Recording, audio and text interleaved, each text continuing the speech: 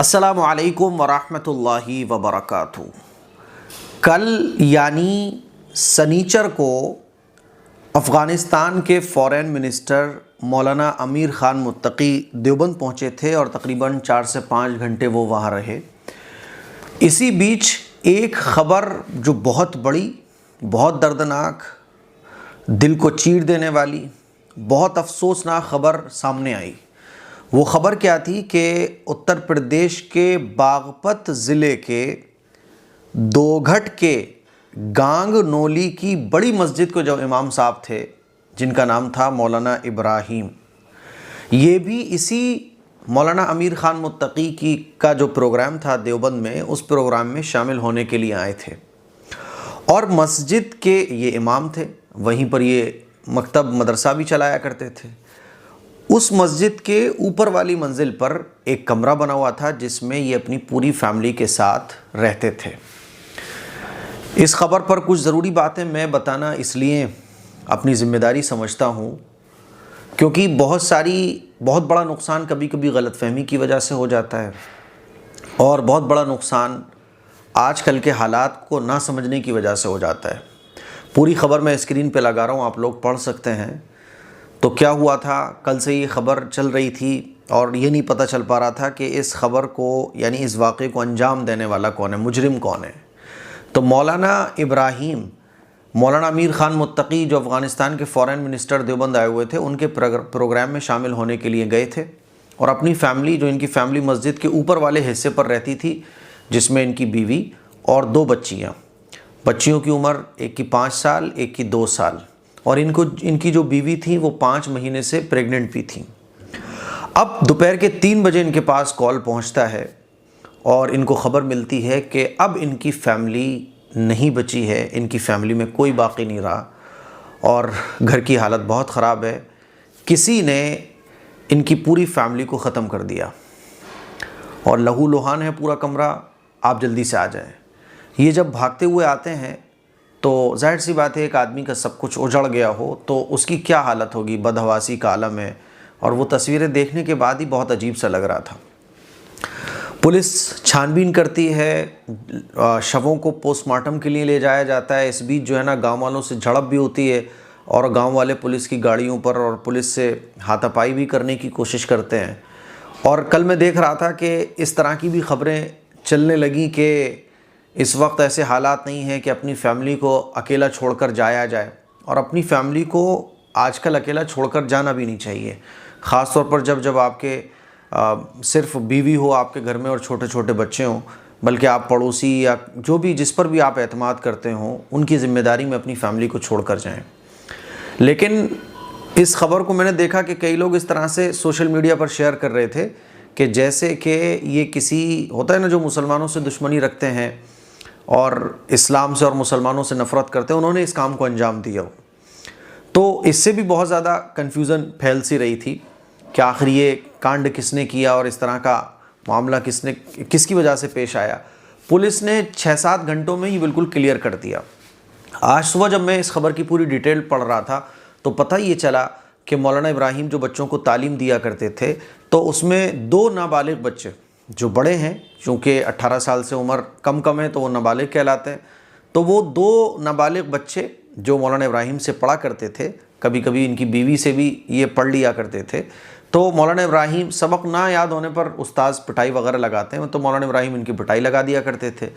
तो पिटाई लगने की वजह से ये इतनी ज़्यादा दुश्मनी अपने दिलों में लेकर बैठ गए थे। और आजकल बच्चों को आप देखिए, बच्चे क्या क्या कर देते हैं, क्योंकि वो मूवीज़ देख रहे हैं, सीरियल देख रहे हैं और ड्रामे देख रहे हैं इस तरह के, तो ख़ुद ही से वो बच्चे प्लान कर लेते हैं। तो इन दोनों नाबालिग लड़कों ने प्लान बना लिया कि अब हमें ये वारदात को अंजाम देना है, और ये इस घात में लग गए कि मौलाना इब्राहीम जब गैर मौजूद हों, घर में ना हो, तो हम अपनी इस दुश्मनी को निकालें। पुलिस ने इन दोनों बच्चों को गिरफ़्तार कर लिया और इनके पास से वो सामान भी बरामद किया जिसके ज़रिए इन्होंने घटना को अंजाम दिया था। तो पता ये चला कि बच्चों ने बताया, नाबालिग लड़कों ने, कि जब मौलाना इब्राहीम देवबंद चले गए तो हमने मौका पाके कमरे में हम गए और फिर ये पूरी वारदात को अंजाम दिया। सबसे पहले मौलाना की बीवी पर हमला किया और उसके बाद जो मौलाना की 2 बच्चियां थी छोटी छोटी 5 साल और 2 साल, उनको उनका काम तमाम कर दिया और उसके बाद ये कई घंटों तक गांव में घूमते रहे और समझ नहीं आ रहा था फिर, क्योंकि आदमी जब ये काम अंजाम देता है तो समझ में नहीं आता। फिर ये नाबालिग बच्चे थे।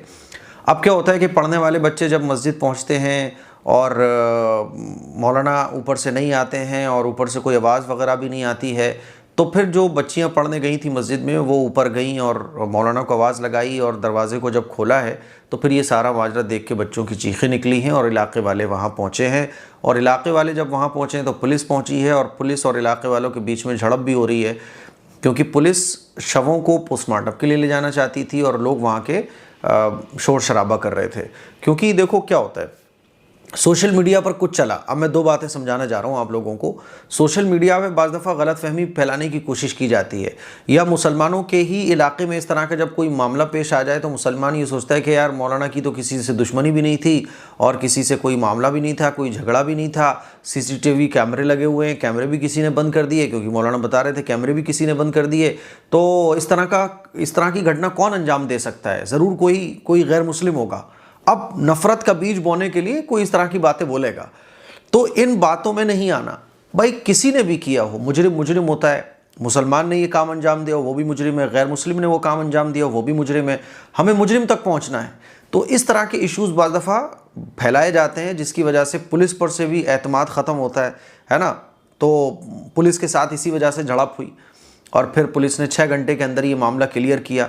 तो एक दूसरा जो माहौल क्रिएट सोशल मीडिया पे बाज़ लोगों के ज़रिए हो रहा था, मैंने देखी थी खबरें कि इस तरह के कमेंट, इस तरह के वो, तो हमें जड़ तक पहुंचना है। कभी भी इस तरह का कोई मामला पेश आ जाए तो इस तरह की अफवाह में नहीं आना। अफवाहों की वजह से क्या होता है कि अपना भी नुकसान होता है, दूसरों का भी नुकसान होता है और आपस के रिश्ते कमज़ोर होते हैं। इसीलिए अफवाह में नहीं आना। जैसे कि मुसलमानों में अफवाह फैलाई जाती है गैर मुस्लिमों से मुताल्लिक़, गैर मुस्लिमों में फैलाई जाती है बाज़ दफ़ा मुसलमानों से मुताल्लिक़। अफवाह में नहीं आना, पहली बात। दूसरी बात जो मुझे आप लोगों को समझानी है वो ये, ख़ास तौर पर पढ़ाने लिखाने वाले जो टीचर्स होते हैं उनको, कि देखिए बच्चों के साथ आप अगर थोड़ी बहुत सख्ती कर रहे हैं, पहले तो थोड़ी बहुत ही सख्ती होना चाहिए, मारना पीटना इतना ज़्यादा नहीं होना चाहिए। अब तो स्कूल्स और मदरसों में बहुत कम हो गया, पहले स्कूल्स में मदरसों में खूब पिटाइयाँ लगती थी, अब वो माहौल नहीं है। अब बच्चे वो सब देख रहे होते हैं जो उस उम्र में बच्चे पहले नहीं देखा करते थे। अब बच्चे वो सब समझने लगे हैं जो 10-15 साल 18 साल की उम्र में बच्चे पहले नहीं समझते थे। अब बच्चों को आप अगर पढ़ाना चाहते हैं तो अपनाइयत के साथ ही पॉसिबल है, हमदर्दी के साथ ही पॉसिबल है। यानी सख्ती हो लेकिन उस सख्ती के साथ हमदर्दी ज़्यादा हो। बच्चों पर थोड़ी बहुत पिटाई चलेगी लेकिन थोड़ी बहुत पिटाई के साथ मोहब्बत का लेवल ज़्यादा हो। होता क्या है कि अगर आप बच्चों को सिर्फ आप मारते रहेंगे, पीटते रहेंगे, तो फिर इस तरह की प्रॉब्लम्स बच्चे आपस दिलों में ये रख लेते हैं कि मेरा बाप तो, मेरी माँ तो, और मेरा भाई तो, और साहब मेरे टीचर तो, मेरे उस्ताद तो मुझसे मोहब्बत ही नहीं रखते हैं। इसीलिए ज़रूरत इस बात की है कि बच्चों को बहुत हल्की सख्ती उनके साथ की जाए। उनके साथ मैं तो अपने पढ़ाने वालों से, और मैं जब भी बच्चों को पढ़ाता हूँ या मैं कभी मशवरा देता हूँ तो मैं यही देता हूँ कि बच्चों को पिटाई से ज़्यादा पिटाई ना लगाओ, आप प्यार से, जी जनाब से। एक तो बच्चों से बदतमीज़ी से बात ना की जाए, बच्चों से तुम करके ही बात की जाए, आप करके ही बात की जाए। बच्चों को जब आप बात करो तो उसमें मोहब्बत का इजहार हो, बच्चों को लगे कि यार ये टीचर हमारे हमदर्द है। और बच्चों को अगर कभी सख्ती भी करना हो तो पिटाई के अलावा आप सख्ती वो करो, जैसे बच्चे को सबक याद नहीं हुआ, आज उसने काम नहीं किया, होमवर्क नहीं किया या क्लास वर्क नहीं किया, तो आप बच्चे को बोलो बेटा आज तुम्हारी आधे घंटे छुट्टी लेट होगी, इस काम को करो तभी छुट्टी हो पाएगी। इस तरह की हम बच्चे के ऊपर सख्ती करें जिसमें मोहब्बत भी ज़्यादा और बच्चों को समझाया जाए वक्तन फ़वक्तन। पिटाई अब हल नहीं है बच्चों की तरबियत का, इसको हमें समझना पड़ेगा। ऐसे वाक़यात देखने में मिलते हैं, ठीक है। तो अब ये क्या हुआ कि बच्चों की पिटाई लगी और इस तरह का पूरा वाक़या पेश आ गया। तो हमें अपनी बच्चों की तरबियत बचपन से करना पड़ेगी। अगर हम बच्चों की तरबियत बचपन से इस्लामी नुक्ते नज़र के मुताबिक नहीं करेंगे, देखो हर वक्त का और हर माहौल का, जैसे कि 10 साल पहले आप जाएंगे तो उस वक्त माहौल अलग था, और 10 साल पहले आप जाएंगे तो उस वक्त माहौल और अलग था। लेकिन अब आप जिस 2025 में जी रहे हो ना, इसमें कंडीशन अलग है, इसमें माहौल बहुत अलग हो चुका है। अब इस माहौल में अगर आप 20 साल वाली लेवल की स्ट्रेटजी अपनाओगे बच्चों की तरबियत में और तालीम में, तो वो बच्चों को नफ़ा नहीं पहुंचाएगी बल्कि नुकसान पहुंचाएगी। क्योंकि अब बच्चे बहुत कुछ देख रहे हैं, बहुत कुछ समझ रहे हैं, और आजकल ईगो का मामला बन जाता है। छोटे छोटे बच्चे भी जो है ना छोटी छोटी बातों को अपनी इज्जत पर ले जाते हैं, वो समझते हैं कि मेरी तो कोई इज्जत ही नहीं हो रही है। तो इसीलिए ज़रूरत इस बात की है कि अगर आप बच्चों को ट्रीट अच्छे से नहीं करोगे, वालिदैन हो चाहे टीचर्स हो, तो फिर जो दूसरी चीज़ें आसपास बच्चों को बड़े लेवल पर देखने को मिल रही हैं वो चीज़ें बच्चों को अपने गिरफ्त में ले लेंगी। इसलिए बहुत समझदारी के साथ बच्चों की तरबियत की ज़रूरत है, बहुत अपनाइयत के साथ। मैं तो अपने मकतब में और अपने जो पढ़ाने के मेरे इंस्टीट्यूट वगैरह हैं, मैं बच्चों को हर हफ्ते कुछ ना कुछ बांटता हूँ, बच्चों से बहुत प्यार से बात करता हूँ, क्योंकि ये बच्चे जो है ना ये बच्चे हमारा बहुत कीमती सरमाया हैं और बिगड़ने के रास्ते इनके लिए खुले हुए हैं हज़ारों। सुधरने का एक ही रास्ता है, वो भी हमारे पास उस्ताद हैं, माँ बाप हैं, बाकी सौयों रास्ते उनके पास बिगड़ने के खुले हुए हैं। तो इसीलिए मैं आप लोगों से ये दो बातें कहना चाहता हूँ। एक तो अफवाहों पर ध्यान न दिया जाए, बल्कि जो सच है उस तक जाने की कोशिश की जाए, और अफवाह पर ध्यान देकर एकदम एग्रेसिव हो जाना, इससे सिर्फ नुकसान है। दूसरा कि बच्चों की तरबियत अब वैसे ना की जाए 20 साल पहले 30 साल पहले, बल्कि आज के माहौल को देखते हुए बच्चों की तरबियत की जाए। बहुत अफसोसनाक खबर थी। अल्लाह ताला मौलाना को सब्र जमील अता फ़रमाए। जो उनका साथ हादसा पेश आया, अल्लाह ताला दूसरों के साथ ये पेश ना आए, दुश्मन के साथ भी इस तरह के हादसे पेश ना आए। और बहुत गहरा सदमा है। इस गहरे सदमे पर जितना अफसोस का इजहार किया जाए उतना का मुझे तो सोच के अजीब लग रहा है कि पूरा परिवार, पूरा घर किसी को जड़ गया हो।